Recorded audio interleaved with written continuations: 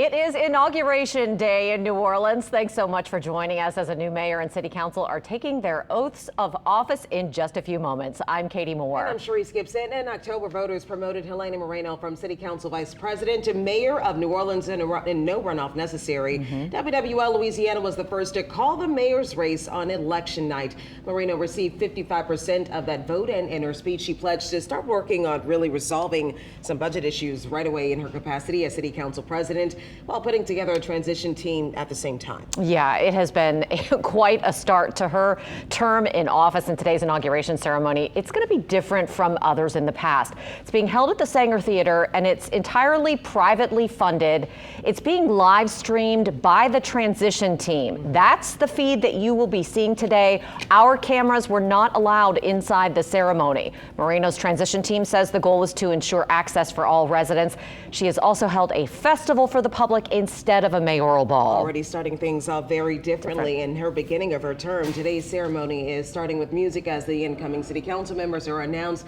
They will take the oath of office prior to Moreno swearing in. Speakers include Gail Benson, as well as Michelle Miller and Brian Batt. Yeah, lots of dignitaries expected at this. Again, our cameras are not inside. Our reporters are just outside, so they will be watching that live feed and reporting on it for you. They'll additionally be reporting on all of those dignitaries who are working their way into the Sanger Theater this morning after a weekend full of events. Now, some of those got pushed to Sunday because of the weather that was inspected on Saturday. But after Moreno takes that oath of office, she's going to deliver her inaugural address. All right, after that inaugural address, we have our political analysts in studio, Silas Lee and Ed Sherbanek, talking a little bit more about what we can expect from the Moreno campaign and what we can expect throughout her tenure. So far, she's run a campaign where she easily won more than 50% of the vote. Many people said that she is going to be the change that they expect to see, especially walking away from such a ending of the tumultuous campaign, or tumultuous term rather, from the last mayor. Yeah, Mayor Cantrell, of course, leaving while under federal indictment. There has been a lot of controversy in her final time as mayor of the city of New Orleans. Many would speculate, including our political analysts, that that's one of the reasons that Moreno was able to secure that 55% of the vote in the primary, eliminating a runoff for this office. So I think she probably sees that as a mandate for her in office as she takes that oath this morning. Oh, we already know that she's going to have a lot in front of her, including the budget issues that the city is already facing, something that she's had to deal with in her last couple of months as council president, city council president, if I'm not mistaken, not vice president, but as council president, dealing with the budget issues, going through a budget deficit, having to start her term by eliminating some jobs, laying some people off, and a promise already that'll pretty much set a precedent for her and making sure that the city's budget woes are fixed. Yeah, you know, I think one of the main things that we've heard from her leading up to this oath of office this morning is she's pledging transparency. She's pledging better communication with the public in essentially letting everyone know what's going on. I mean, I think that has been a big sticking point between the council and the administration during Cantrell's time in office, especially the last few months, is that they felt that there was little to no communication between the two, which led to some big surprises when they started to look at the city's coffers. Yeah, you know, when you think about that, though, Moreno has already been in office. She's been in City Hall, so she has an idea of what's happening inside the City Hall's doors, the corridors in that building. And so I think that she is a person that's going to be a consensus builder more than a disruptor at City Hall, a person who can really just go and reform the things that she's learned as council president. I think that she's going to do a pretty good job, but she's made some pretty lofty promises throughout her campaign. She has. You know, she has pledged that the city will experience those Super Bowl type services, meaning the accelerated timelines, the accelerated collaboration and working together on trying to get the city's most basic needs back up to a level that she feels that the citizens of New Orleans deserve and should demand. And so that's going to be a tall order, especially with such a significant budget hole that they've had to try and fill in the final days of her time on the city council. So it's really going to take some serious collaboration between not only the city council and the mayor, but all of these, new department heads that she's going to be appointing. Many of them announced, late last week, including what I find interesting is Steve Nelson, who, was one of the heads of the Sewerage and Water Board. He's going to be the director of public works.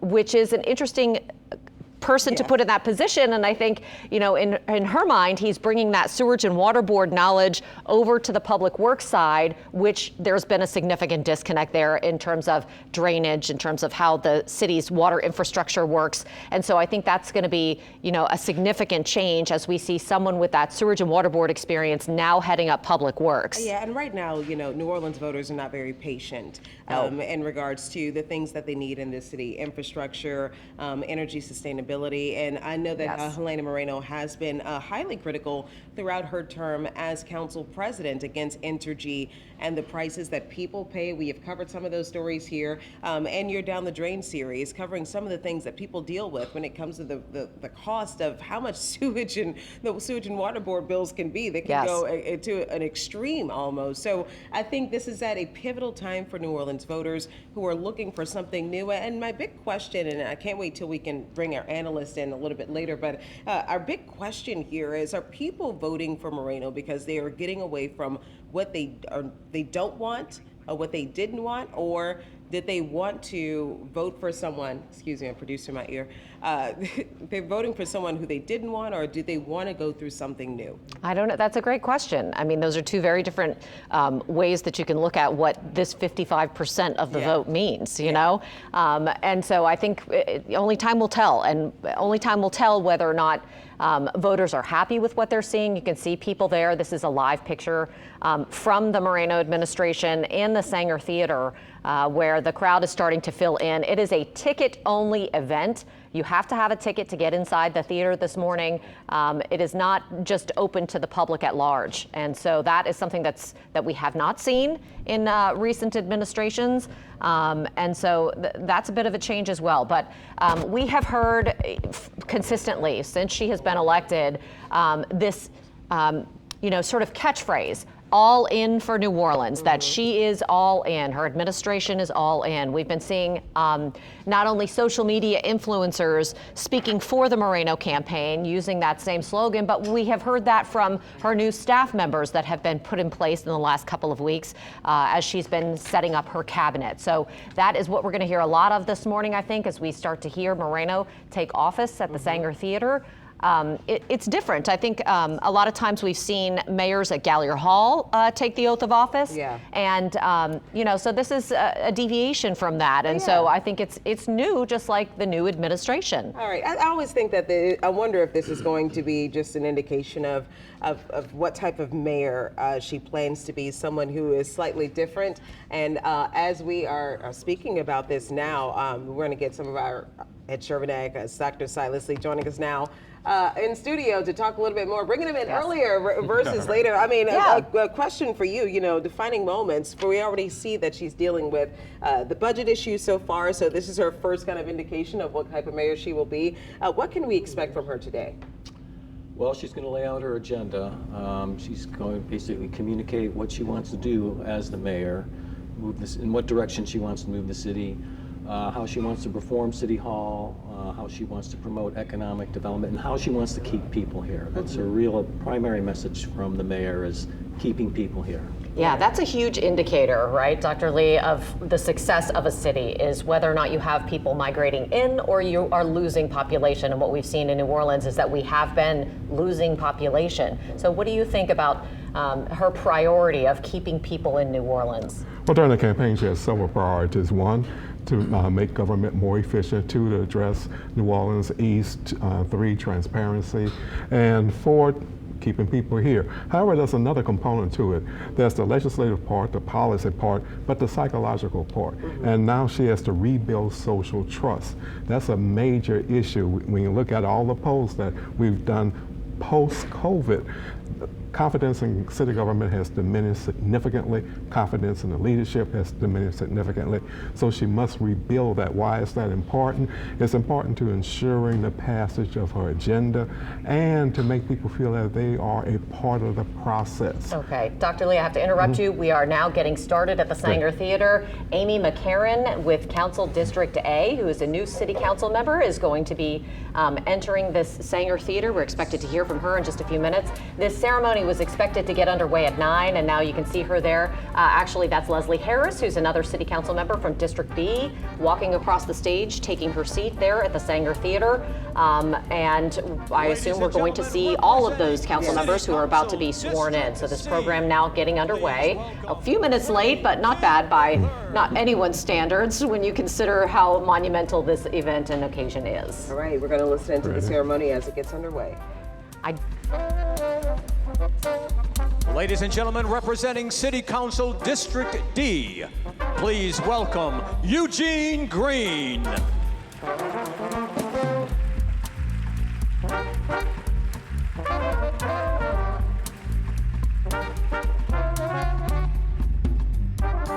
Ladies and gentlemen, representing City Council District E, please welcome Jason Hughes.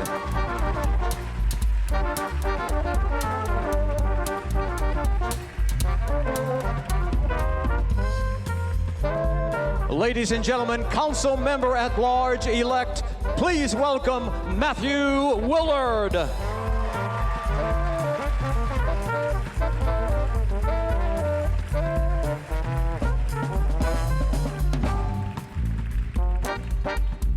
Ladies and gentlemen, Council Member at Large, please welcome J.P. Morrell.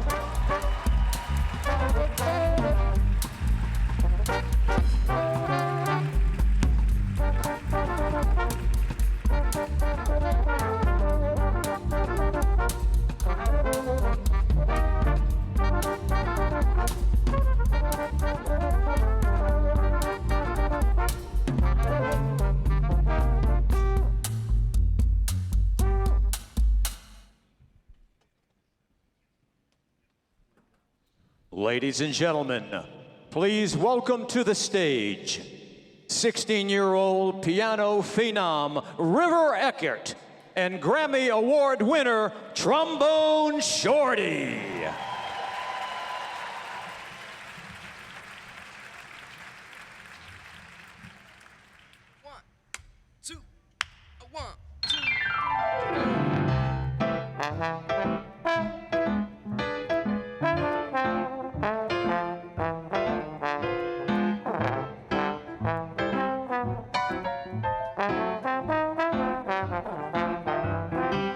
Grab your coat, get your hat, leave your worries at the doorstep. Just direct your feet to the sunny side of the street. And can't you hear the pitter-patter? Oh, that happy tune is your step. Life could be so sweet on the sunny side of the street. I used to walk in the shed with those blues on parade. But honey, I'm not afraid of that rover crossing over. If I never had another cent, yeah, I'll be rich as Rockefeller. And gold dust at my feet on the sunny side of the street. Play.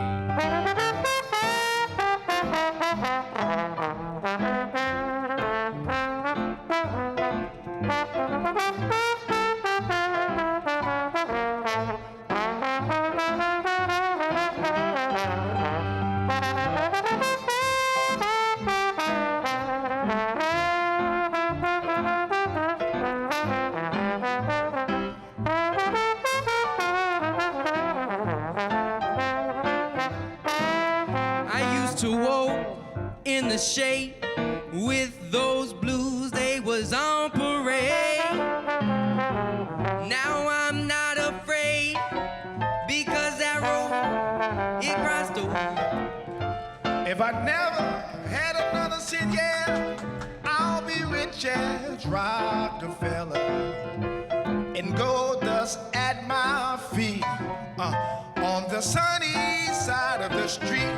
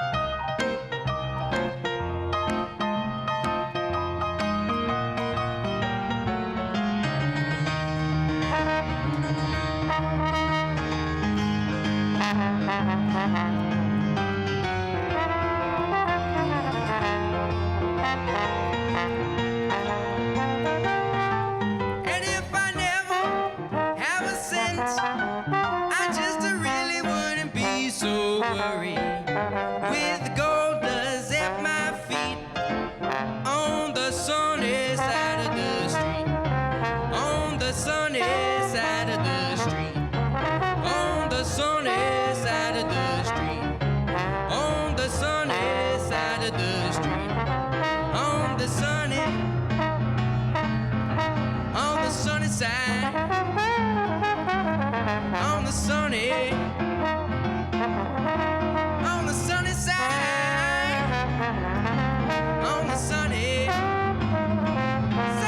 side of the street.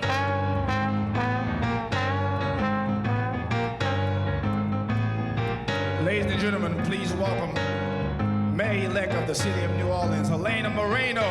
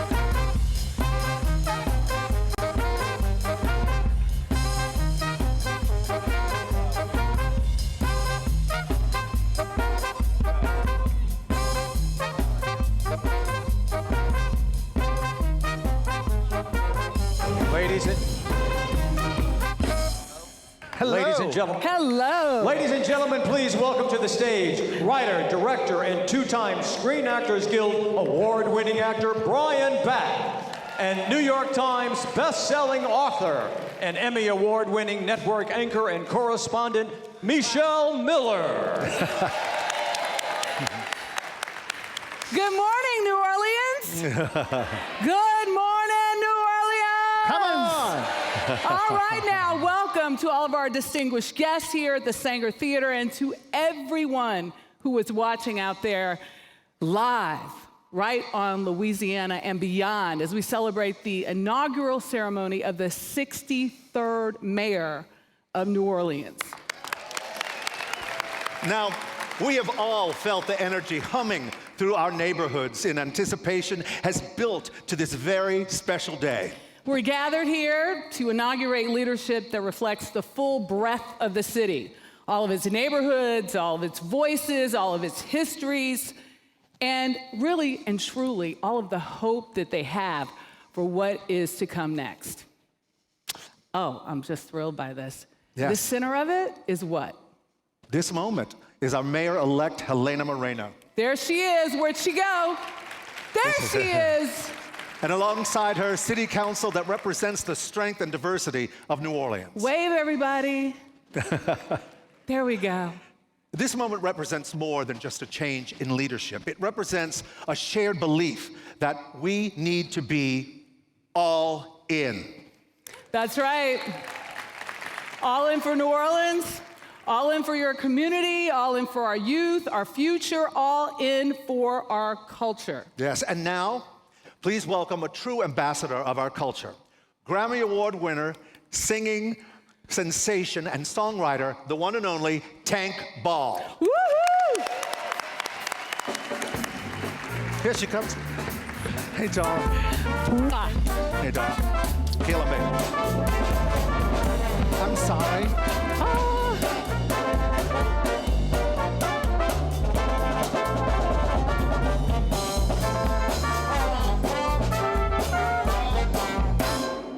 Good morning, my beloved New Orleans and my mama. Here in New Orleans, music is just something we add to celebration. It's not just about in commemoration. Music is how we come together, how we grieve, how we celebrate, and how we mark the moments that matter, especially hopeful ones like today. So it is my pleasure to invite us into a song that has long held space for resilience, dignity, and hope. A song that reminds us who we are and who we can be together. Please welcome a New Orleans-born vocalist, performer, and civic advocate with a deep city tie to the city's cultural and social landscape, Blair Doughton Halley, as he leads us in Lift Every Voice and Sing.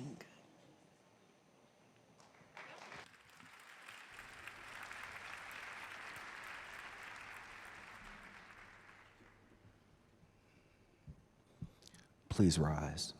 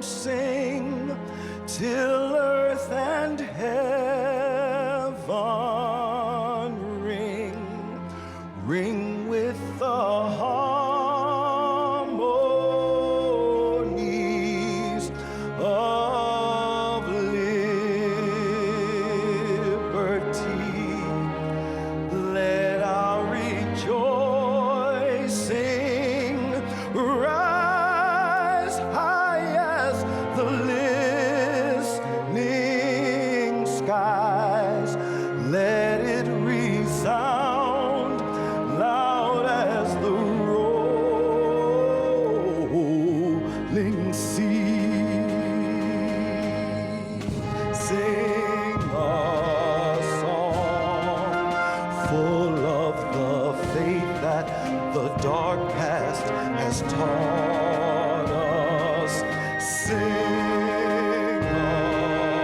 song full of the hope that the present has brought us. Facing the rising sun.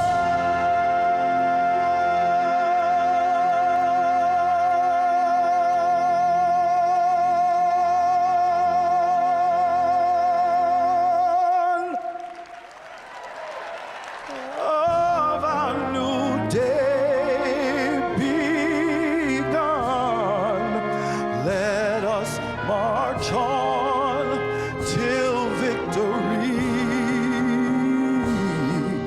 is won.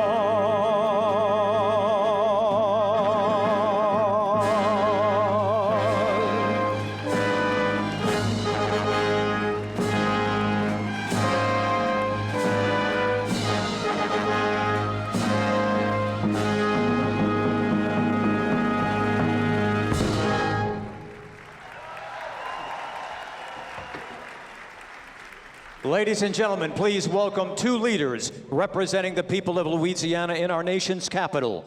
The Honorable Congressman Steve Scalise, Majority Leader of the United States House of Representatives, and the Honorable Congressman Troy A. Carter, Sr. As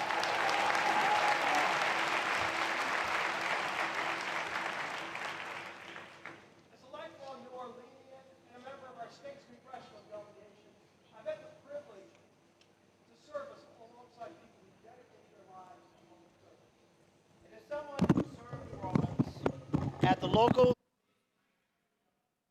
I've seen how that duty shows up every day in the lives of our communities. Public service begins long before legislation or debate. It begins with responsibility, sacrifice, and a promise to protect one another. That promise is what builds trust, strengthens neighborhoods, and keeps our city safe and moving forward together.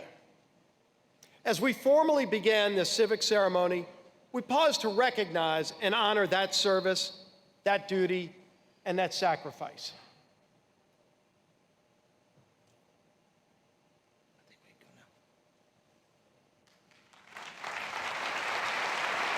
Ladies and gentlemen, please rise. Please welcome the Marine Forces Reserve Color Guard. We honor them for their service to this city and for their steadfast commitment to the safety of all our communities.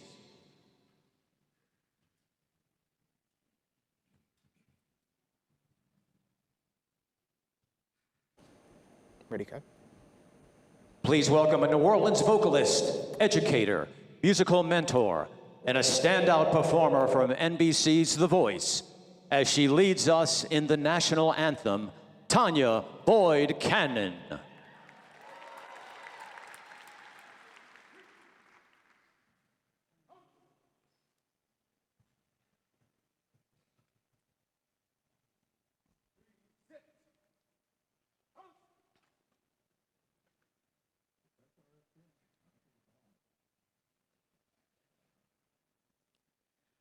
Oh, say, can you see by the dawn's early light what so proudly we hailed at the twilight's last gleaming, whose broad stripes and bright stars through the perilous fight o'er the ramparts we watched were so gallantly streaming, and the rockets regular, the bombs bursting in air, yea, prove through the night that our flag was still there. Oh, say does that star-spangled banner yet wave o'er the land and of the free and the home of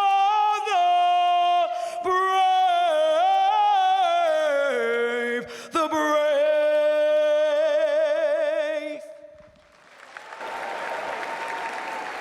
Kerry.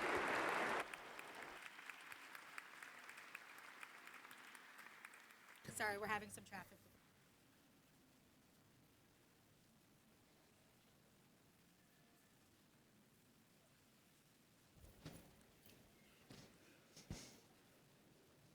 Now, you may be seated, yes. Look at them. Right? You clean up nice. I know. There's like a chill, an excitement. Yes, yes. There's a something in the air. Because they left the back door open. That's why it's cold. Yeah, that's why. In planning this inauguration, Mayor-elect Helena Moreno made a deliberate decision to focus on inclusion and access. Oh, yes. And every event connected to this inauguration, including today's ceremony, has been supported entirely through private donations, ensuring that the city itself would not bear the cost. That's right. So important. Cost is king. Mm-hmm. That is what they say. The traditional black tie ball was canceled and replaced with a free festival yesterday at Lafayette Square.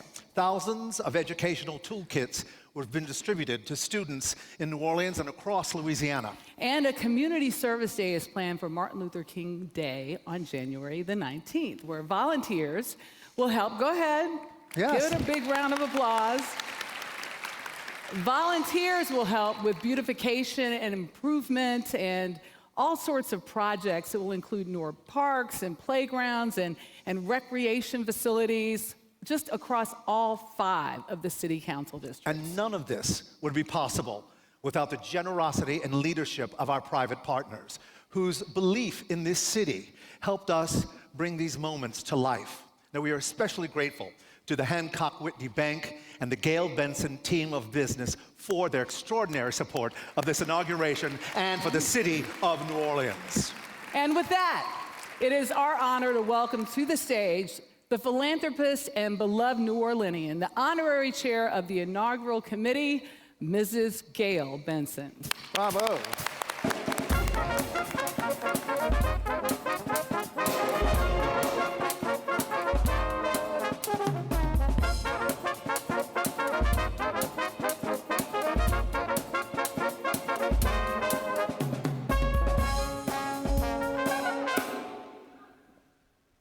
Good morning, everyone. It has been an honor to serve as honorary chair of the Mayoral Inauguration Committee for this historic moment in our city's life. I want to begin by thanking the members of the Inauguration Committee whose time, care, and commitment made this weekend possible.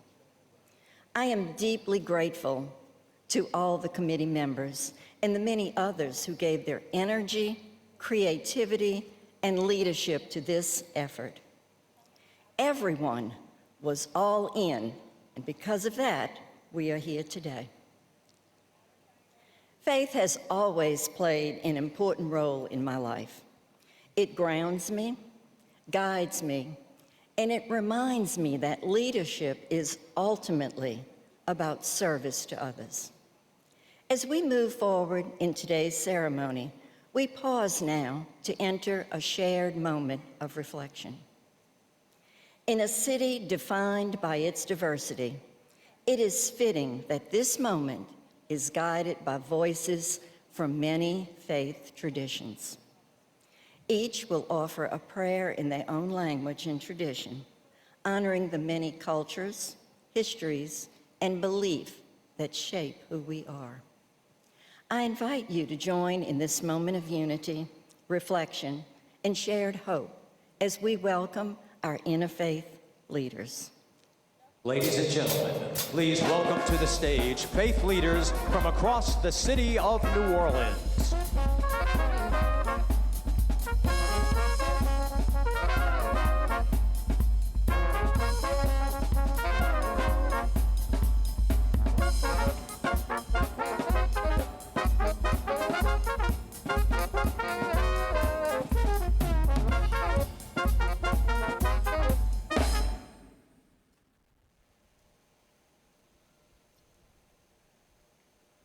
Faithful God, we pause to give thanks for this city. We pause to give thanks also for its people. We pause also to give thanks for its stories and its enduring spirit. We ask for humility in leadership. We ask for honesty in our work. We ask for generosity in how we treat one another. Amen.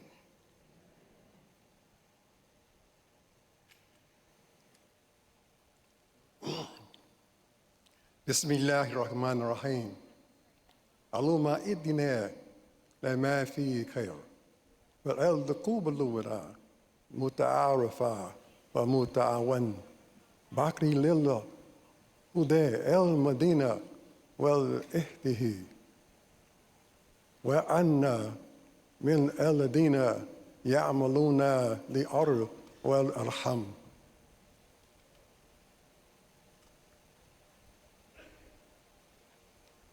Dios de amor y de misericordia, concédenos sabiduría para escucharnos, fortaleza para cuidarnos y humildad para caminar juntos con respeto y dignidad. Amén. Gracious God, we thank you for the gift of this day and for the strength of this city, built by generations who believed in hope even when times were hard. Grant us wisdom to lead with integrity, courage to do what is right, even when it's difficult, and compassion for every neighbor we serve. Amen. For protection, Hashkivenu Adonai Eloheinu l'shalom, va'amidenu shomreinu l'chaim, ufros aleinu sukat shlomecha, v'hagen ba'adenu v'haser me'aleinu oyev dever v'cherev v'ra'av v'yagon, u'shmor tzeitenu uvoenu, l'chaim u'l'shalom me'ata v'ad olam. Amen. Loving God, we are grateful for the opportunity to gather in this spirit of reflection and unity. May we be guided by patience, generosity, and humility in all that we do. Amen. And dear Lord, remind us of that community that is built not by words alone, but by daily acts of kindness, fairness, love, and respect.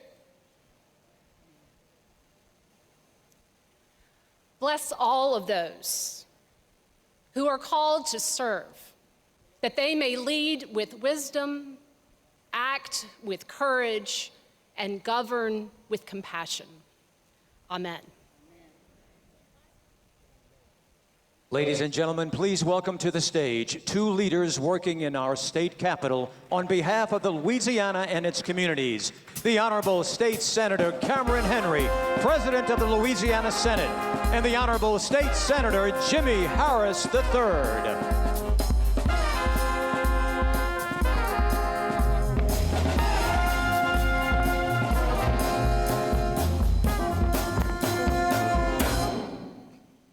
As legislators, we serve in Baton Rouge, but we work on behalf of every parish in Louisiana. The strength of this state depends on the collaboration between its capital and its largest city. When New Orleans is strong, Louisiana is stronger. The moment marks an opportunity to move forward together with renewed trust and shared purpose. City leadership and state leadership succeed best when they work as partners, respecting one another and staying focused on the people we serve. What we're about to witness as our council members take their oath of office is not only a commitment to this city, but a commitment to a collaboration across parish and state lines. A commitment to accountability, cooperation, and service for New Orleans, as for all of Louisiana. With this understanding, we now invite our council members to step forward and take their oaths of office. Ladies and gentlemen, each council member has selected a judge to administer their oath and a family member or guest to accompany them. Council members will be invited to the stage individually to be sworn in. Thank you for welcoming them as they step forward. Ladies and gentlemen, representing City Council District A, joined by the Honorable Marcus DeLarge, Judge, Criminal District Court, and Ross McCarron, MD. Please welcome Amy McCarron.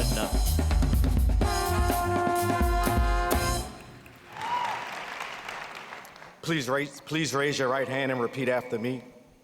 I, Amy McCarron, do solemnly swear. I, Amy McCarron, do solemnly swear that I will support the Constitution and laws of the United States. that I will support the Constitution and laws of the United States And the Constitution and laws of this state. and the Constitution and laws of this state, And that I will faithfully and impartially and that I will faithfully and impartially discharge and perform all duties incumbent upon me discharge all duties incumbent upon me as council member District A, as council member District A, according to the best of my ability and understanding. according to the best of my ability and understanding. So help me God. So help me God. Congratulations. Thank you. Ladies and gentlemen, representing City Council District B, joined by the Honorable Dana M. Douglas, Judge, United States Court of Appeals for the Fifth Circuit, and Jeff Bromberger, please welcome Leslie Harris.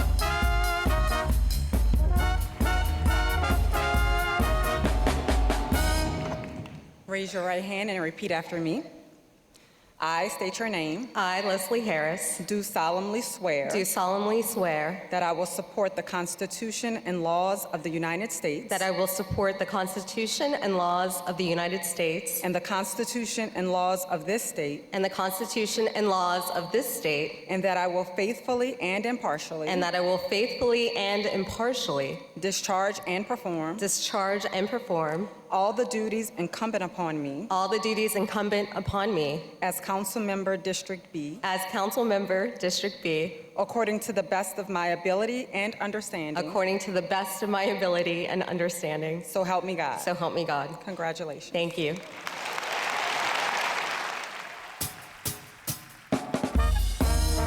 Ladies and gentlemen, representing City Council District C, joined by his wife, Mrs. Cassandra King, and sworn in by the Honorable Nandy Campbell, Judge, Criminal District Court. Please welcome Freddie King III.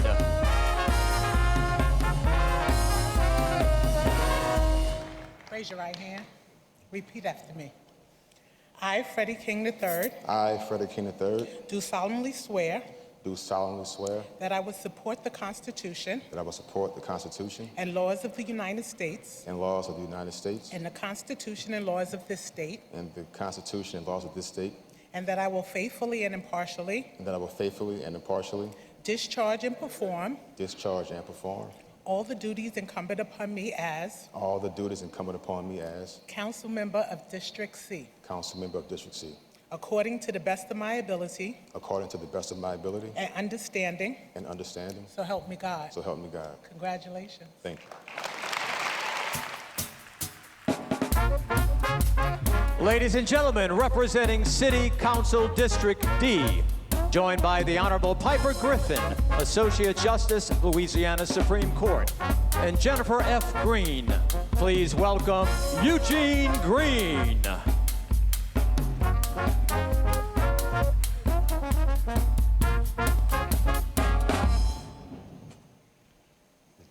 Repeat after me. I, Eugene Green, I, Eugene Green, do solemnly swear do solemnly swear that I will support the Constitution and laws of the United States that I will support the Constitution and laws of the United States and the Constitution and laws of this state, and the Constitution and laws of this state, and that I will faithfully and impartially and that I will faithfully and impartially discharge and perform all the duties incumbent upon me all the duties incumbent upon me as Councilman District D, as Councilman District D, according to the best of my ability and understanding. according to the best of my ability and understanding. So help me God. So help me God. Congratulations. Thank you very much, Judge. Thank you very much. I appreciate it. Ladies and gentlemen, representing City Council District E, joined by the Honorable Nikisha Irvin Knott, Judge, Louisiana 4th Circuit Court of Appeals, and his father, Marvin Hughes. Please welcome Jason Hughes.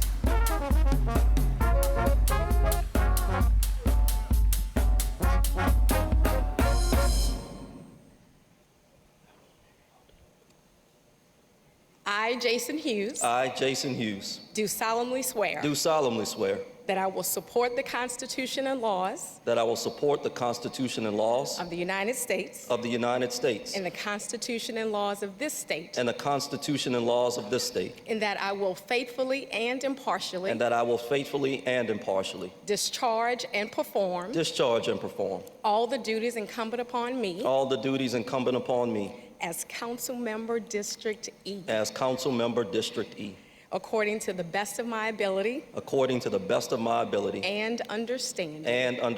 So help me God. So help me God.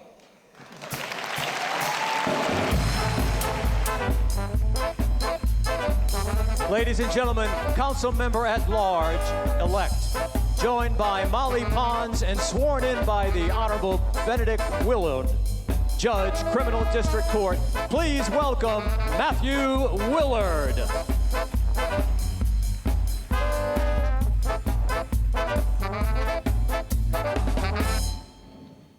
I, Matthew Willard, do solemnly swear that I will support the Constitution and laws of the United States and the Constitution and laws of the state of Louisiana, and that I will faithfully and impartially discharge and perform all duties incumbent upon me as Council Member at Large, according to the best of my ability and understanding. So help me God. Congratulations, man.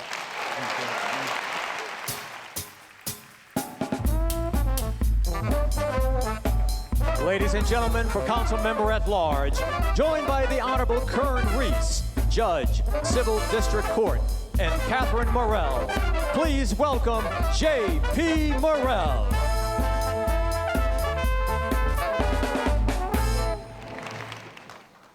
I state your name. I, J.P. Morrell, Do solemnly swear. I will support the Constitution and laws of the United States. will support the Constitution and laws of the United States. The Constitution and laws of the state of Louisiana. The Constitution and laws of the state of Louisiana. And that I will faithfully and impartially. Discharge and perform. All the duties incumbent upon me. As Council Member at Large of the City of New Orleans. To the best of my ability and understanding. So help me God. Congratulations. Thank you.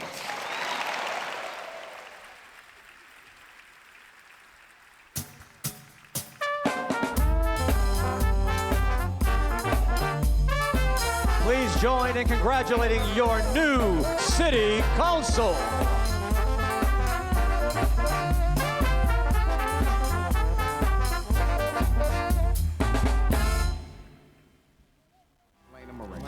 Helena Moreno. No more small ball for the city of New Orleans. We have to think big. We have to think aspirationally. And we are going to win. When we need her, she delivers. This is a mandate by the people of this city saying that they want more. Every single one of you lifting me up because you want a better city, and we know we can do that together. No one's going to outwork Helena Moreno. She cares about all of us, and she's going to be there for all of us. She sees us, and she hears us, and she's a woman of that word. When it comes to the way I'm going to run my office, it's always going to be about putting people first. There was always one person I called first to make sure that things got done. Helena Moreno. We don't have to say that that's just the way New Orleans is. We cannot afford to fail, and I will not fail you. Helena Moreno in New Orleans. For the first term, Moreno. Ladies and gentlemen, please welcome a longtime friend of Mayor-elect Helena Moreno, a national leader whose career has broken barriers, the 49th Vice President of the United States, Kamala Harris.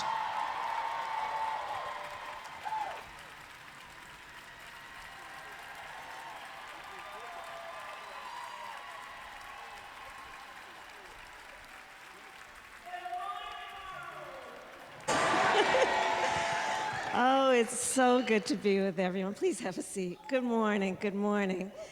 It is truly a joy to be back, and it is a profound honor to swear in a very extraordinary leader, a leader I know well, a public servant I admire, and a dear friend, Helena Moreno.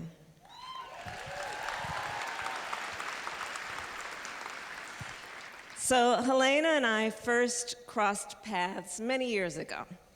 And from the very beginning, what stood out was not only that she is talented, but she is tough and has a shared love of our country and a shared belief that government must work for the people. She is a dedicated public servant who believes in the dignity of working families. She believes in fairness and in the simple yet fundamental principle that elected leaders must be accountable to the people they serve.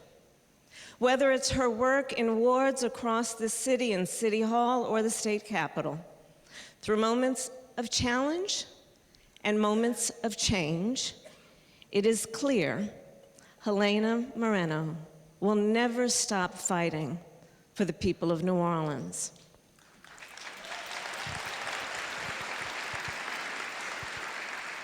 And as everyone here knows, New Orleans is an American city unlike any other. A city that captures the culture and courage of America. A city of creativity and resilience. A city that has known hardship and yet has always chosen hope. And boy, do I hate that I missed the second line downtown yesterday. Seriously, what other American city has that? None. There you are. So the future of America is being built in cities like this and in leaders who honor the past, meet the present moment, and invest in the future. By leaders who believe the power belongs with the people. And that is the kind of leadership Helena Moreno brings to this moment. Helena, I know you will be a mayor who will lead with integrity, with courage, and with the people of New Orleans always at the center of your work. Congratulations for everything you have accomplished. Congratulations. Helena Moreno. Ladies and gentlemen, please welcome to the stage your next mayor, Helena Moreno.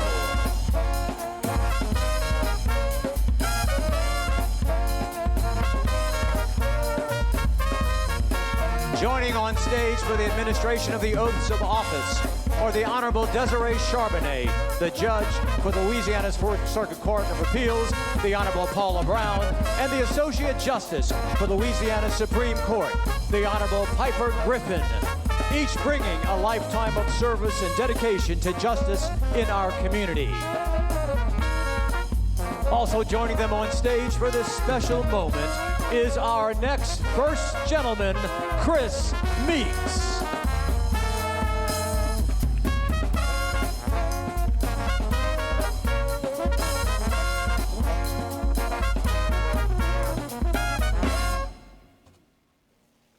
Please repeat after me. I, Helena Moreno. I, Helena Moreno. Do solemnly swear. Do solemnly swear. That I will support the Constitution and laws of the United States. That I will support the Constitution and laws of the United States. And the Constitution and laws of this state. And the Constitution and laws of this state. That I will well and faithfully and impartially discharge and perform. That I will well and faithfully discharge and perform all the duties incumbent upon me as mayor of the city of New Orleans. As mayor of the city of New Orleans. According to the best of my ability and understanding. According to the best of my ability and understanding. And understanding. So help me God. So help me God. Congratulations. Thank you.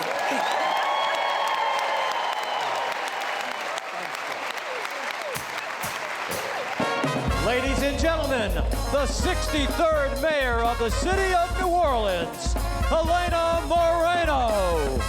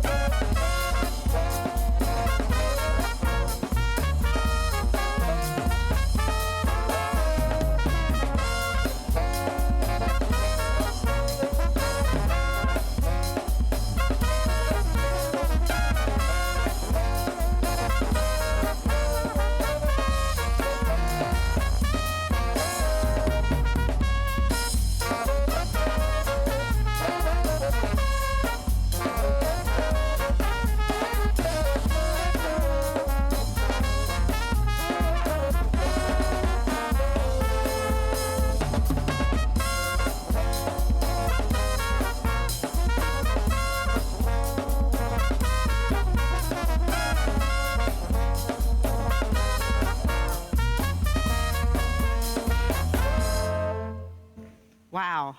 Wow. Wow. Wow. Whew. I'm just in awe looking out into this crowd. I'm just filled with just such a sense of gratefulness and gratitude. And let me start by saying thank you to the Inauguration Committee, led by Mrs. Gail Benson. Thank you so much. What beautiful events you put together. And really beautiful events with my goal in mind, to make sure that everyone felt included and that we were celebrating what our city is about and celebrating our culture and our music. Just thank you for the level of time that it took to put all of this together. Mrs. Benson, Rico Alvendia, Sheila Burns, Jenny Hebe, Barry Kern, and Dottie Reese. I'll never forget all that you did for this. Thank you.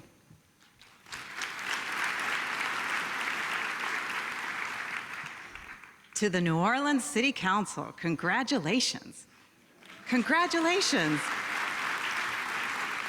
I am so excited to get the opportunity to work with all of you all. And look, I think we even got JP Morrell in some of his fanciest tennis shoes today. Looking good, JP. And to the former mayors, Mayor Cantrell, Mayor Landrieu, Mayor Morial, Sidney Bartholomew, Mayor Bartholomew, thank you all for your service to the City of New Orleans, for being here today.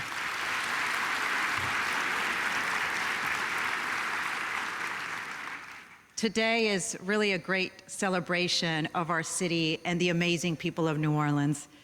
It represents not only a new beginning, but more importantly, a new direction for New Orleans.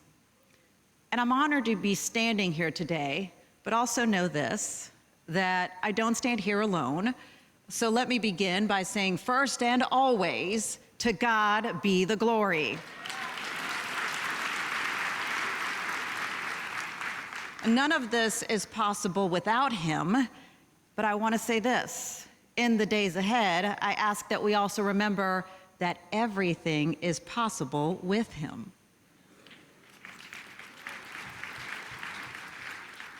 New Orleans, what has been written is still true. With God, joy will come in the morning, even when the Saints lose. Look, New Orleans, as we all know it, is a very spiritual city, and it is a living example of three great virtues: faith, hope, and love. Faith is not a hunch, a wish, or just a gut feeling. It's fundamental trust, a confidence that rises from deep within us.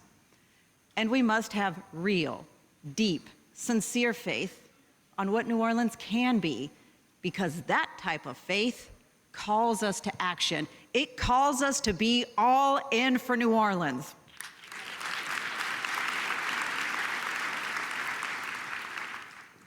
And through our shared action of faith comes the virtue of hope. Hope is much more than optimism. Hope is a commitment that is so strong that it becomes an expectation that what we desire to achieve, we will achieve. When there's a will, there's a way. And we truly share faith in our city, if we do, and if we truly have that hope for its bright future, we will be united in that third defining virtue, love. We're actually taught that love is the greatest of these virtues, but it's often the most difficult to actually practice. I know our love for New Orleans runs deep, and it expresses itself with boundless joy in our music, our food, our art, our celebrations, and our compassion. Our love is what empowers us to work through the challenges. Our love of our neighborhoods, our way of life, and our culture is what enables us to rise up and fight for our city. So I ask you today, do you love New Orleans? I want to hear you. Do you love New Orleans? How about this? Are you all in for New Orleans? And I want you to hear me, and I want to be very clear about this. I'm going to lead the city of New Orleans with the confidence of faith, the commitment of hope, and the deep love for our beautiful city. I'm all in for New Orleans.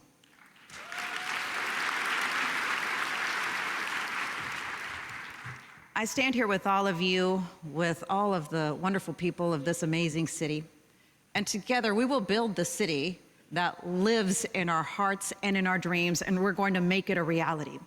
We know that things are not exactly where we want them to be today, and we know that it's not going to be easy to fix these things. But just because things are hard does not mean that they're impossible. We stand here on a turning point as we face challenging times, and we must be clear that failure is not an option, not anymore. There's just too much at stake.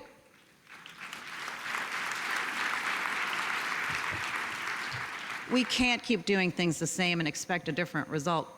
It's time for a new direction for New Orleans, a new direction to realize the New Orleans that we all want, one that is rich with culture and also opportunity.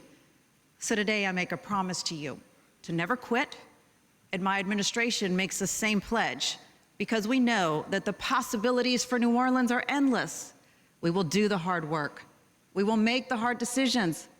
We will make this city more prosperous, and we will give all our residents a chance for prosperity, because we are all in.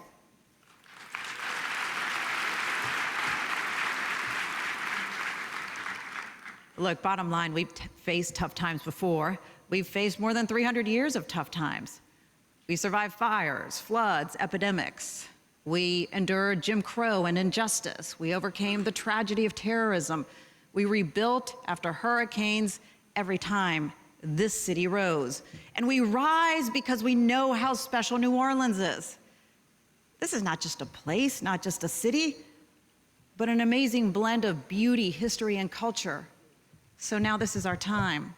This is our time to build that functional city that we all deserve. Together we will build a New Orleans that is safe, where we can drive down the street without busting up the car. Right, yeah.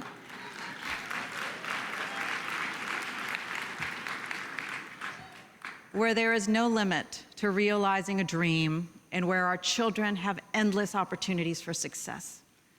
A New Orleans where our seniors live not in fear or uncertainty, but in dignity and in security.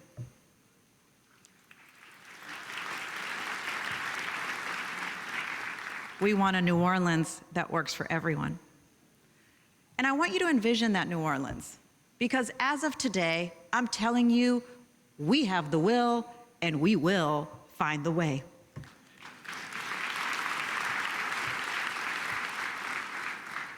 It's not going to happen overnight, but I'll stop at nothing to get it done. To accomplish this, we must do this together. Divided, we fall. Let's face it, these are complicated and troubling times. Conflict and division are all around us. Some will continue to try to divide us, but we must choose to come together for our future. Today, you've seen local, state, and federal leaders on all sides of politics come together to support the future of our exceptional city. We have more in common that divides us. Thank you, Madam VP, for letting me borrow that line. More in common than what divides us when it comes to ensuring one of America's greatest cities thrives. In New Orleans, we embrace our diversity, our culture, traditions, and neighborhoods, from Algiers, all right, to New Orleans East. All of our neighborhoods are what make us so special. We celebrate that New Orleans is a welcoming city, one that is open-hearted, honors its roots, and embraces others. My very own story is proof of that. My family is a blend of cultures and traditions, a family built on faith, hope, and love. My mother, Nancy, is American. My father, Felix, is originally from Mexico. And thank you, Mom and Dad, for all that you did for me to get me to where I am today.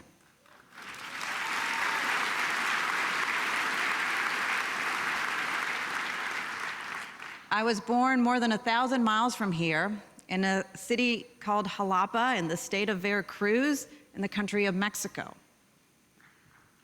Thank you. Y sí hablo español. When I was in elementary school, my family moved to Texas. And 25 years ago, as a young journalist, New Orleans welcomed me with open arms. I fell in love with New Orleans and chose New Orleans as my forever home. After Hurricane Katrina, when so many were forced to leave, I made a promise to fight for New Orleans. That promise led me to my path in public service, starting with the Louisiana legislature, then on to the city council, and now by the will of the people to this very moment. Every step of this path was guided by faith, hope, and love. I know that as your mayor, I'll certainly be scrutinized, and my success will be measured by outcomes. But let me be clear, the biggest outcome that matters to me is ensuring that you can always call New Orleans home, and for those who have moved away, to see that now is the opportunity to come on back.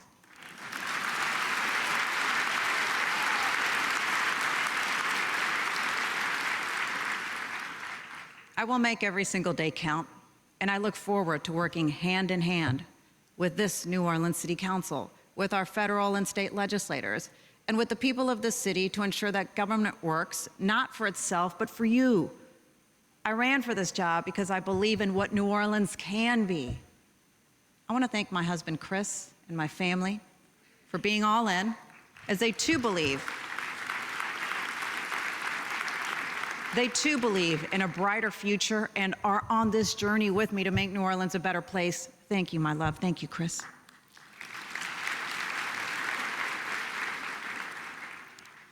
God certainly knows I am not a perfect person, and I do not promise perfection. But I do promise excellence and urgency, and I will demand it of myself and of everyone who serves this city. We will take on the hard things because they matter. We will rebuild what is broken. We will fix what has been ignored. We will lift up every neighborhood, every family, and every dream because you've waited long enough. And make no mistake, we are all in. There is nothing New Orleans can't do. The sky is the limit.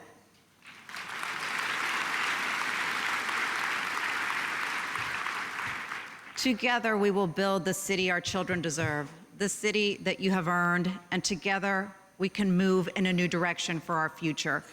And never forget this, that our strength, and let's even call it our superpower as a city, is our shared faith, our shared hope, and our shared love. They bind us to one another and to this incredible place that we call home. So with the confidence of faith, the commitment of hope, our shared love for our city and one another, I make this solemn promise to you: I am all in for New Orleans. So are you with me? Are you all in? Are you all in? New Orleans, I love you. God bless the wonderful city of New Orleans, the greatest city in this country. I'm just saying, and I know I'm right on that one. God bless you. Thank you.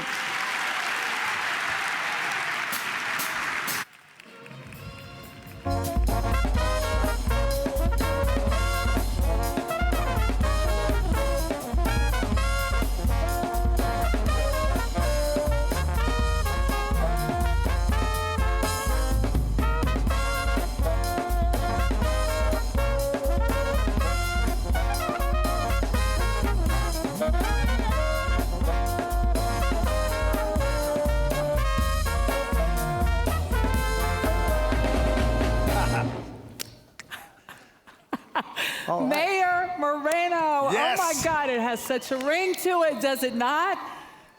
Does it not? Yes. Wow, she reminded us that words matter. I've always said that. Stories matter. Yes. I've always said that too.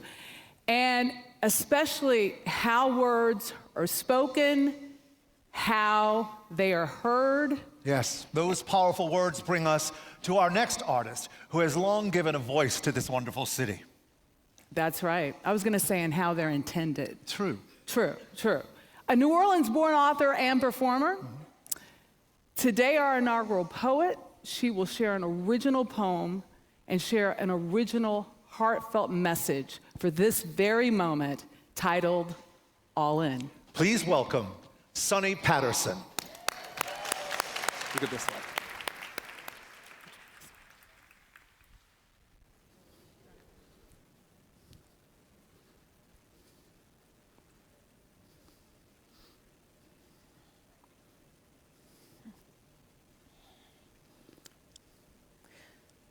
Standing at the precipice of a new beginning and feeling the weight of the time, a time that calls for the courageous ones. And I'm reminded of the etymology of the word courage, because to have courage is to have heart. The heart to position ourselves in the politics of partnership, in the belief in the divine possibility that we can truly embody the change and the peace we want to see in this city and in this world. We're talking love in action. This is beyond banners. This is beyond borders. This is all in for collective heart.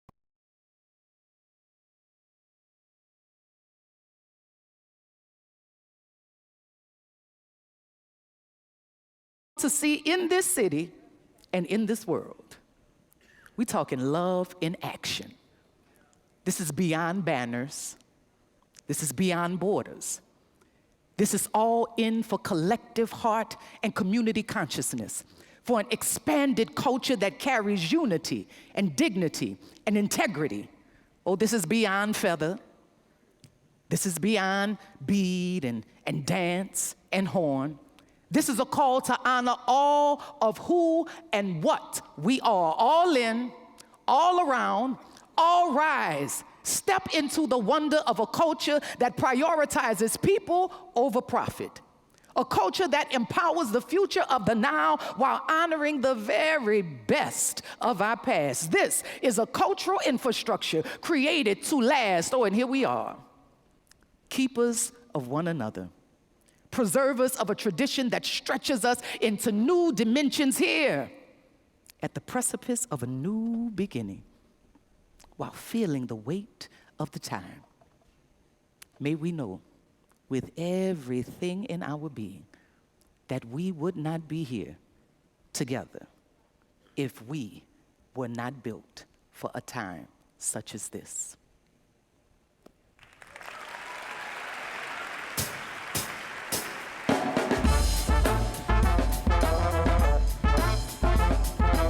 Ladies and gentlemen, please welcome 2 generations of culinary artists whose work has helped keep the culture of New Orleans alive and strong. Chef, restaurateur, and philanthropist Emeril Lagasse, joined by his son, the youngest chef ever to lead a 2-star Michelin restaurant, E.J. Lagasse IV. Good morning, New Orleans. And of course, congratulations to Mayor Moreno. You know, my son and I make art with food, but in this city, we've always been inspired by another art form we love just as much. Music. Because here, music isn't background, it's culture. It's just one of the many ways that we express ourselves. I've always believed that because, you know, before I was a chef, I was a drummer. And just like a great dish, great music is about collaboration. Different voices coming together. Which is exactly what you're about to hear right now. A world premiere collaboration written for this moment, for this inauguration. So please welcome back to the stage, the Soul Rebels. Accompanied by singer and songwriter Dawn Richard and Grammy Award-winning choir, the New Orleans Gospel Soul Children. Performing their brand new song, All In.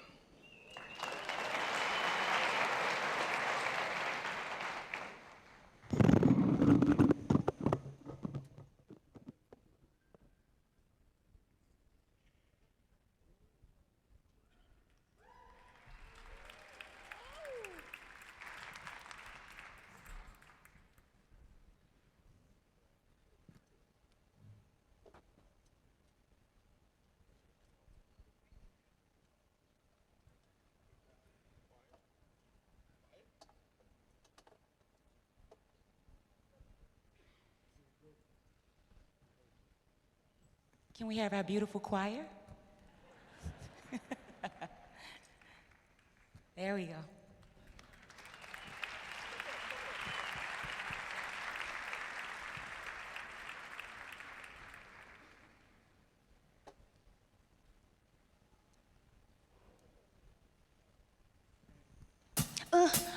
We all in.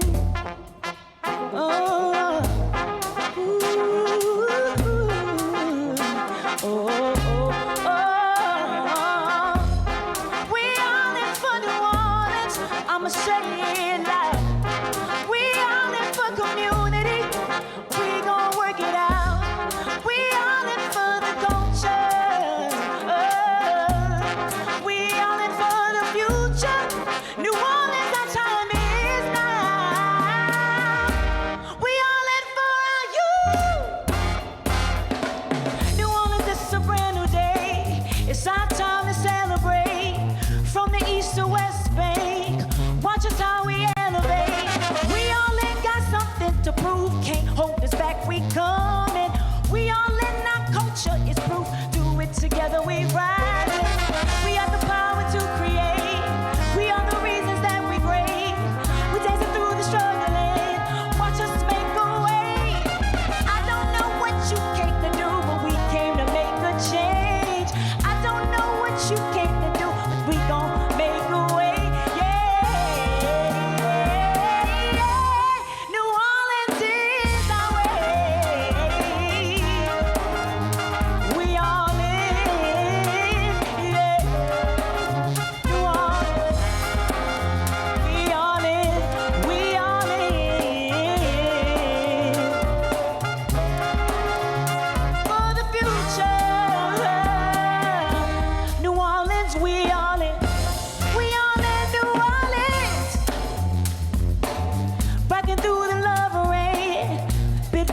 a bit. Get together, we gon' make a grubbin'.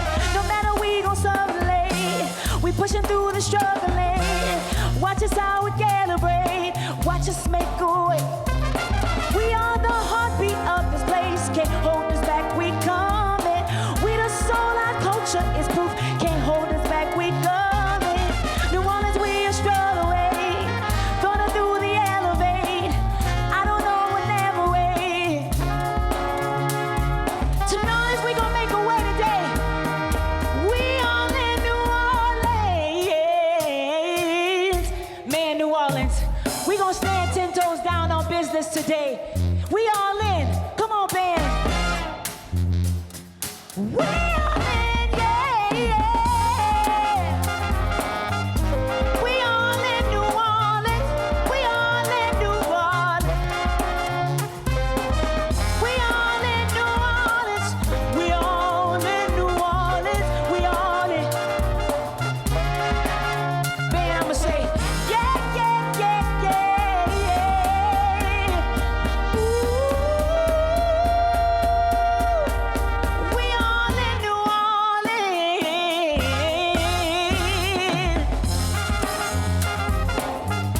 We all in, we all in. Say we all in. For the future, New Orleans, we all in. For the future, we all in. Yeah, yeah, yeah, yeah, yeah, yeah, yeah, yeah. Yeah, yeah, yeah, yeah, yeah, yeah, yeah. Everybody say, we all in.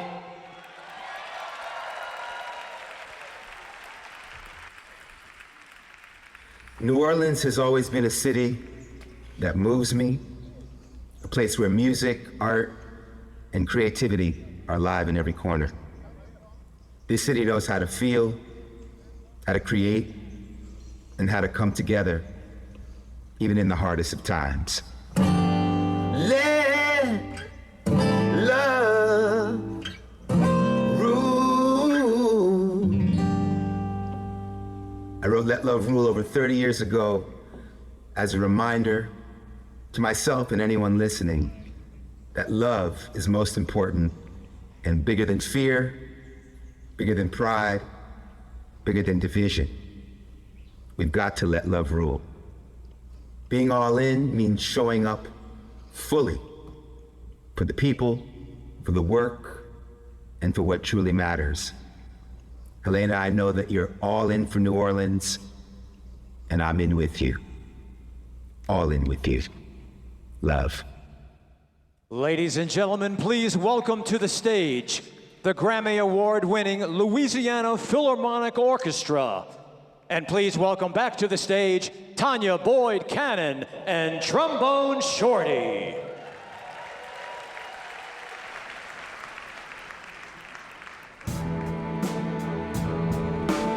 Love is gentle as a rose, and love can conquer any war. It's time to take a stand. Brothers and sisters, join hands. We got to let love rule.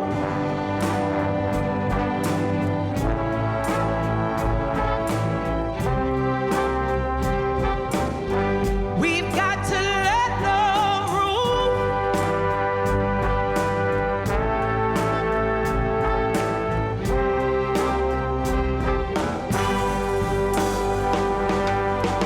Love transcends all space and time. And love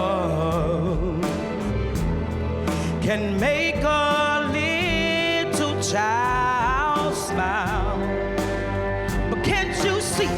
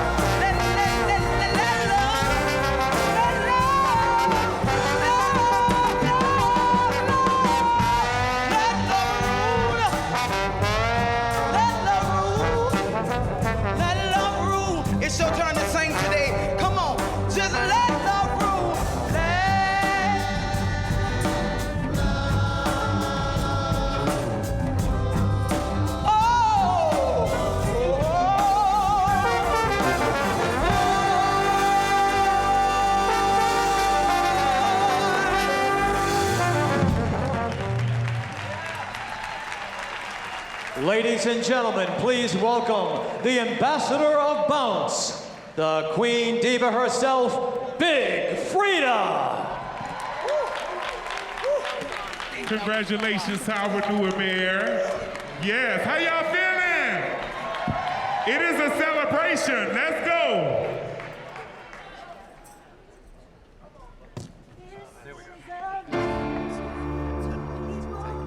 Say what? Come on. To the music, the time is, let's go. This is our celebration. I say, oh, I did the work for all this elevation. Put in time and give me flowers for my dedication. Every day I had to fight. 'Cause all we got in this life. Been working, finding my purpose. Told all my soul for purchase. Deep down I know I'm not perfect. Lord knows I've been a good servant. Now I lay me down to see. Pray the Lord my soul to keep. Thank you for the air I breathe. Protect me from my enemies. To the people. Hey, hey, hey, hey. Northwest, east, and south. Let's go. You're up. Let's sing to the music. The Come on, everybody clap your hands. This is a celebration. I say, oh, I did the work for all this elevation.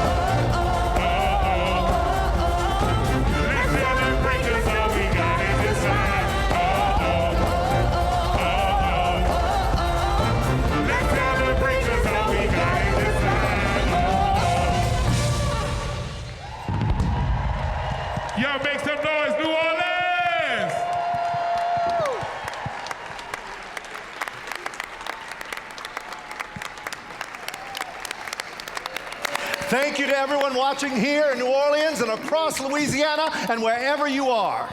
Congratulations, 63rd Mayor of New Orleans. Yes. Helena Moreno, and congratulations to the City Council. We so appreciate you.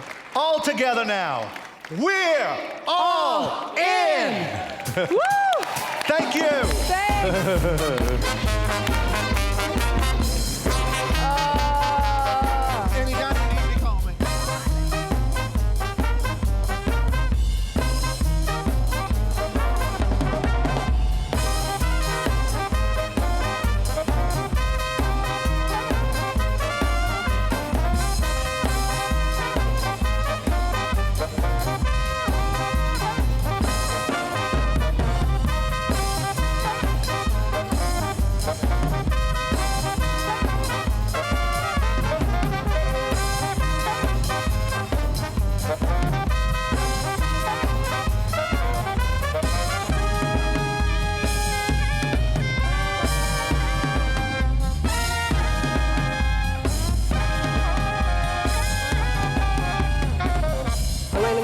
Sworn in as the next mayor of New Orleans, becoming the first Hispanic mayor and just the second woman to lead the city and its more than 300-year history. This is a pivotal time for Helena Moreno. It certainly is. What you have been watching over the last hour and a half has been a live feed that we've gotten from inside the Sanger.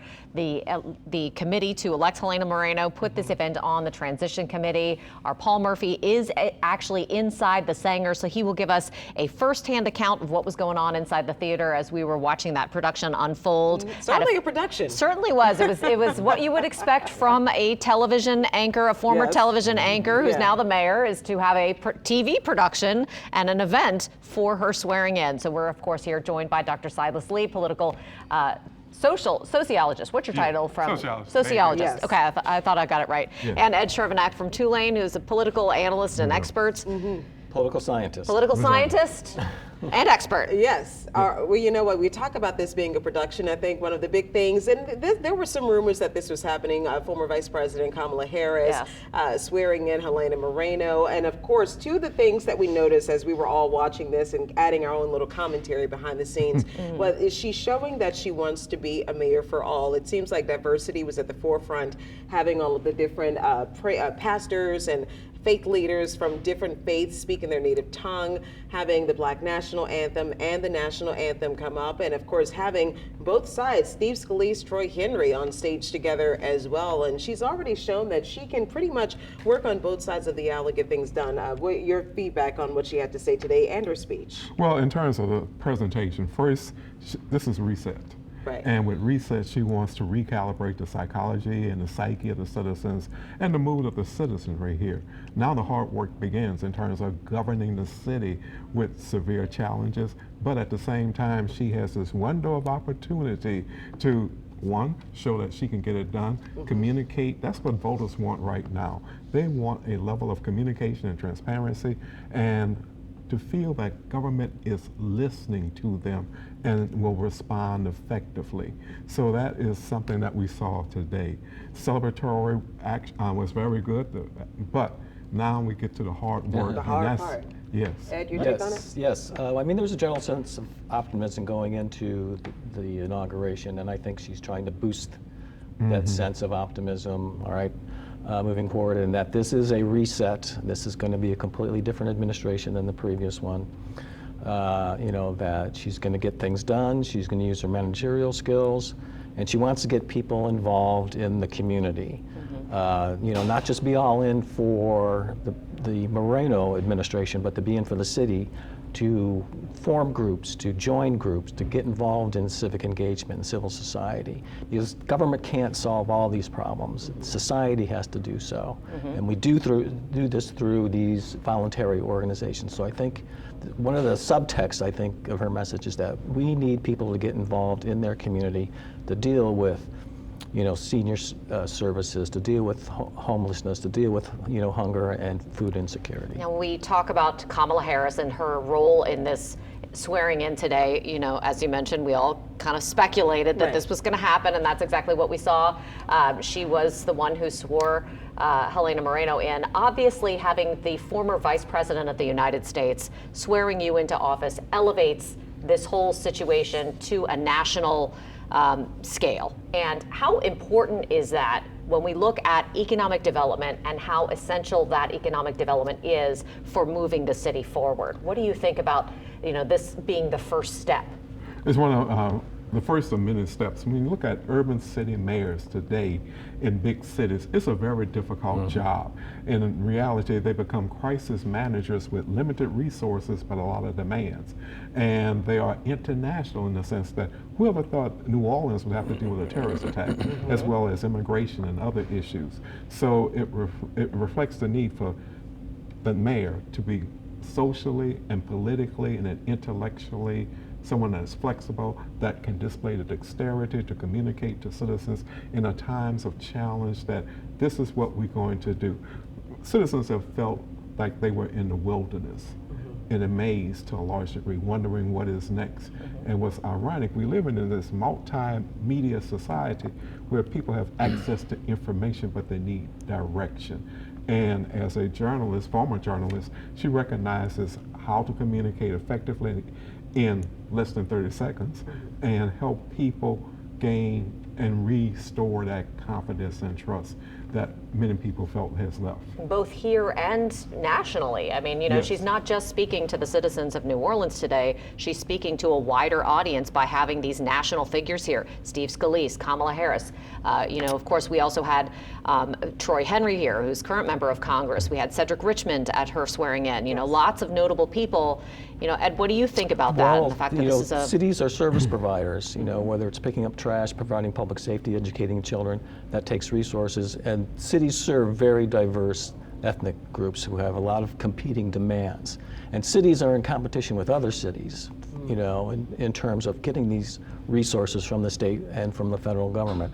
So it helps us, you know, in terms of her building a relationship with state leaders, her building and having relationships with federal officials as well, because we need those resources, we need those dollars to flow into the city so that the city can provide these services and move forward. I think in having those resources and those connections at a national level and at a state level it can be beneficial, but ultimately you are serving the people of New Orleans, and the people of New Orleans, to our knowledge and from our polls that we've taken, polls that you've taken as well, citizens are frustrated locally here. They're frustrated with the economy, the infrastructure. People are leaving the city in droves. We're seeing the population start to drop, and they want to see better opportunity, better jobs, and better access to things for everyone. So political obstacles for Moreno as she begins her term.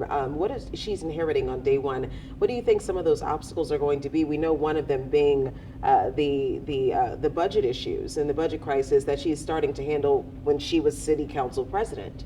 Well, naturally, the budget is a major issue, and we live in this environment right now where national resources are not as plentiful and available to local communities as they were in the past. So that is going to be an issue. Trying to restore confidence that citizens should maintain a level of not just confidence, but investment and stay in the city. That is something that she must nurture and demonstrate through action and policies that things will change. This is not going to happen overnight. This has been percolating for the past 20 years or more.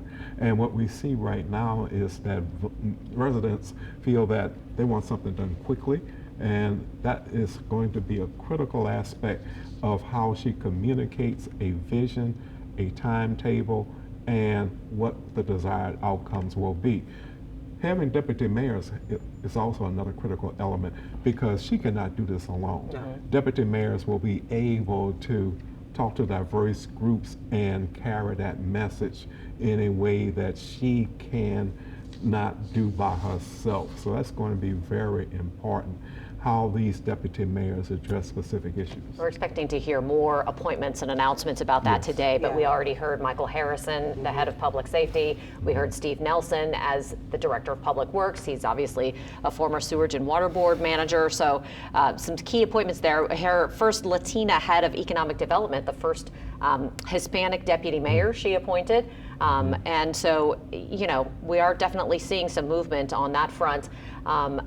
When we looked election night at her victory, our political analysts, yourself included, including Ron Fauché, Clancy Dubose, all agreed that her win was a lesson in branding. That's what we're seeing again today, is serious branding.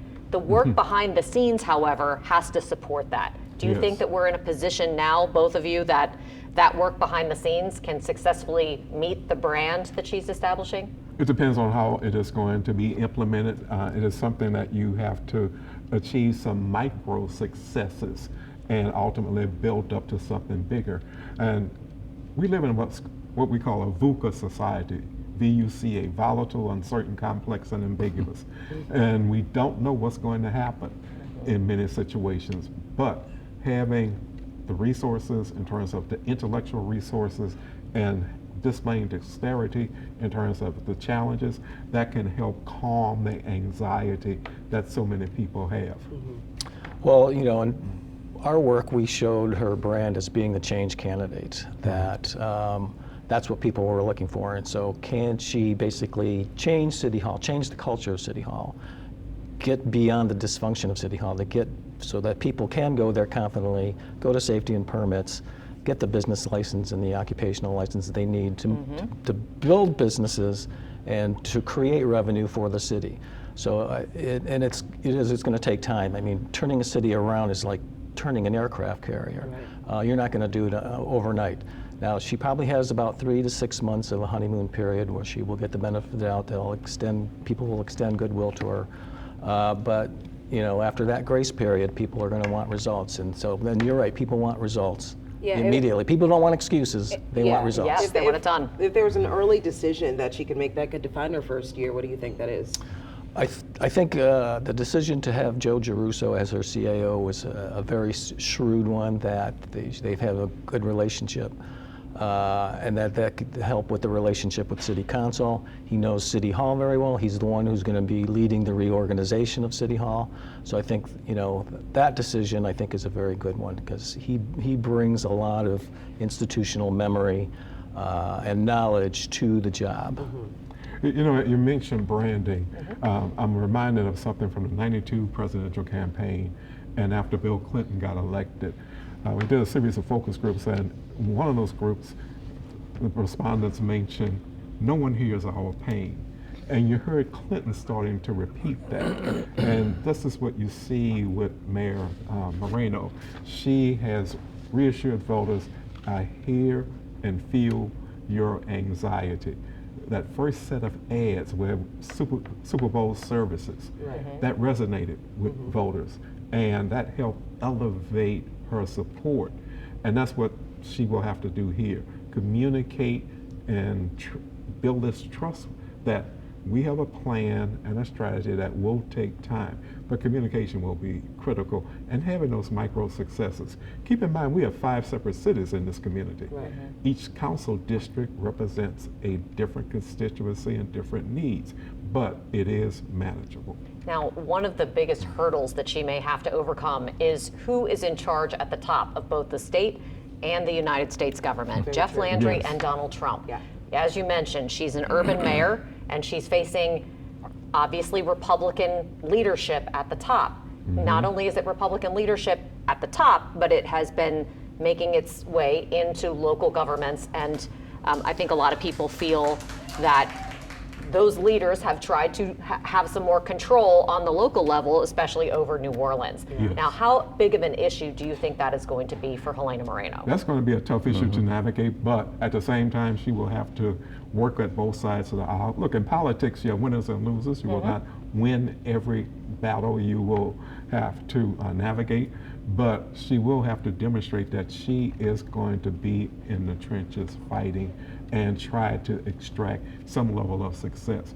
want with them all, and people understand that, but they want to see the laser focus on the issues and incremental change. I think we've already saw. Oh, sorry, Well, I was going to say that she seems to have a good working relationship with the governor. Yes. That she was able to talk him down from putting the city into state receivership in exchange for getting the $125 million in revenue bonds. And that she's had experience in the state legislature over her 8 years working with Republicans across the aisle. So she knows how it can be done. She's, communicates very well. She, basically has very strong communication skills, being a journalist. And so I think that she can manage at the state level. Now, the federal level, that's a different question. A lot of people, including the mayor, are not very happy about ICE coming in, but how do you deal with that? You don't. You just basically have to accept it. And so it's a much more difficult issue at the federal level. And in terms of getting, pork barrel money, that needs to come through Steve Scalise. And our federal senators as well. So it's incumbent on her to basically convince them that we need these resources here in New Orleans. Does Kamala Harris affect that whole effort and having her side by side with her out of the gate? Well, it's difficult because we have a Republican president, right, and a Republican Congress. But still, we have our representatives. They're supposed to represent the state, and they're supposed to represent their districts. It's not so much representing the federal government per se, right? So it's convincing those individuals in Louisiana that, hey, we need you guys to work with us. Yeah, I think that having Representative Steve Scalise on stage today, and if I'm not mistaken, another Republican representative was there as well. Cameron Henry, yes, the head of the I Speaker of the House. believe that I think that it's done purposefully to show that obviously it's going to take more than working with just one side of the aisle in order to achieve the things that we need to achieve for the citizens of New Orleans, and we need to work on both sides of the aisle. Having Steve Scalise and Troy Henry in Washington, I think is fantastic. I just want to say the things that I did notice about her. We talked a little bit about transparency. Troy Carter, I'm sorry, excuse me. I said Troy Henry. We've been talking about that too. Businessman. Troy Carter, businessman. Different Troy. Yeah, different Yes. Troy, different Troy, Congressman Troy Carter. We've been talking about transparency, and transparency was something that even leading up to the budget issues with the last administration, a lot of people had issues with, and it seems like they had issues with within City Hall. I mean, city council members saying that they were not very transparent about the budget, so. Right now, we have her dealing with these budget issues. Transparency is talking about the fact that this is a privately funded.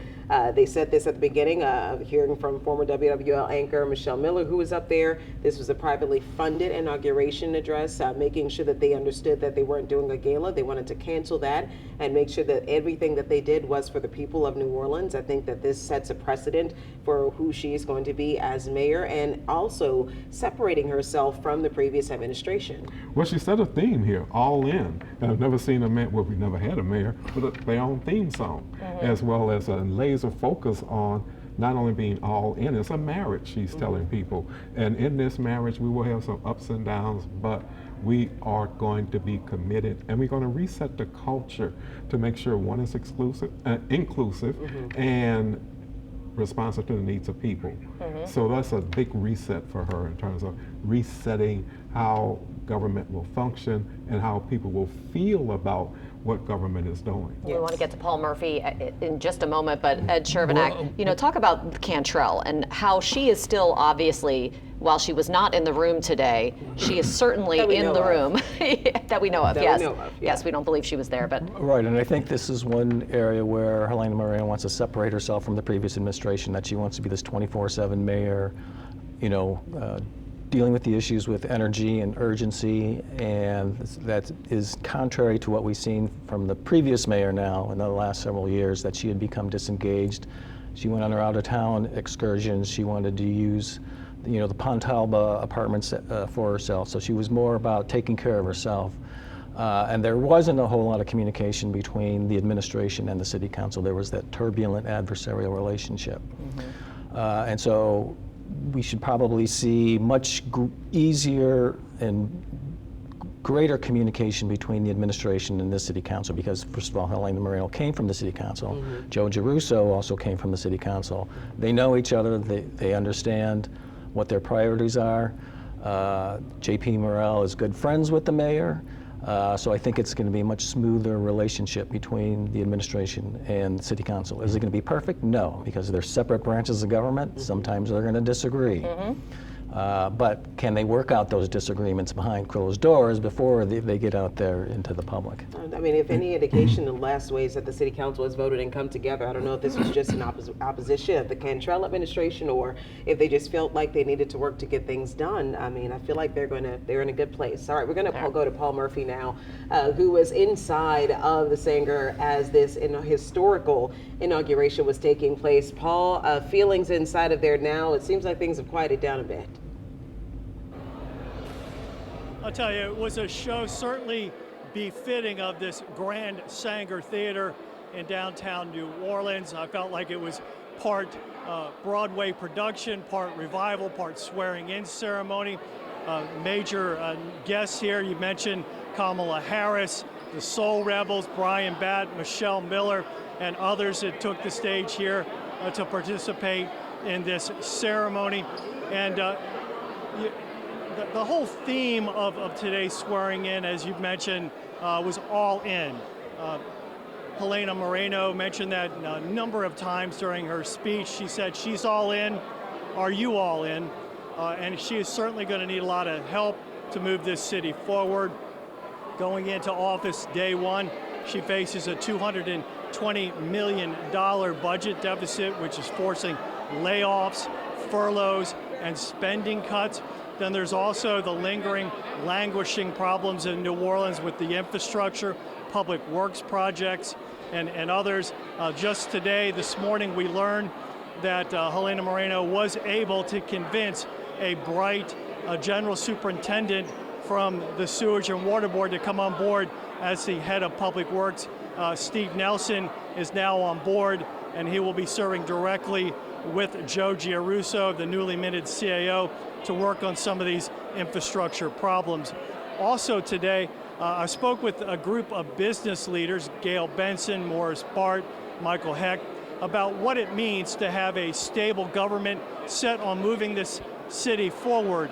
They told me that it's actually good for business. You know, I think she's just going to be great, and I'm just so optimistic and so excited that she's using so many business people to help her with this transition. I think she's going to make a great mayor, and I'm very excited.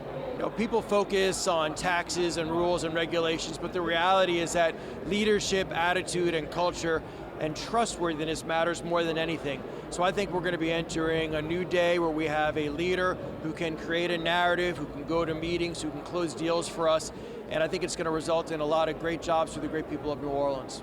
My hope and expectation is the spirit of optimism that's palpable right now in the Sanger, that continues throughout the years and years that hopefully Helena is mayor. She is a top-notch leader, has a great work ethic, and most importantly, she's got a great team surrounding her. And there really is a strong sense here at the Sanger that new leadership means new direction, which can only be good for the city of New Orleans. And we're told that the new mayor, Helena Moreno, plans to hit the ground running. CAO Joe Giarrusso told us that she already has a stack of executive orders waiting for her on her desk for her signature to help move this city forward.